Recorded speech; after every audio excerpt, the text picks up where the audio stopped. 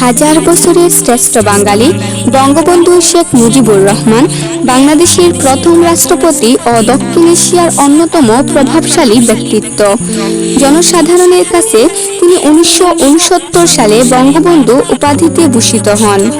আজ এই ভিডিওতে বঙ্গবন্ধু শেখ মুজিবুর রহমানের সংগ্রামী রাজনৈতিক জীবনে দেয়া সেরা 5টি উক্তি তুলে ধরা হলো, যা থেকে আপনিও অনুপ্রেরণা পেতে পারেন আশা করি।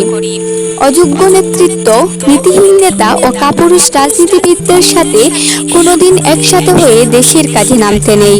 তাতে দেশ সেবার চেয়ে দেশের ও জনগণের সর্বনাশই বেশি হয়। আমি অনেকের মধ্যে একটা জিনিস দেখেছি, কোনো কাজ করতে গেলে শুধু চিন্তাই করে, চিন্তা করতে সময় পার হয়ে যায়, কাজ আর হয়ে ওঠে না। অনেক সময় করব কি করব না এইভাবে সময় নষ্ট করে এবং জীবনে কোনো কাজই করতে পারে না। আমি চিন্তা ভাবনা করে যে কাজটা করব ঠিক করি, তা করেই ফেলি।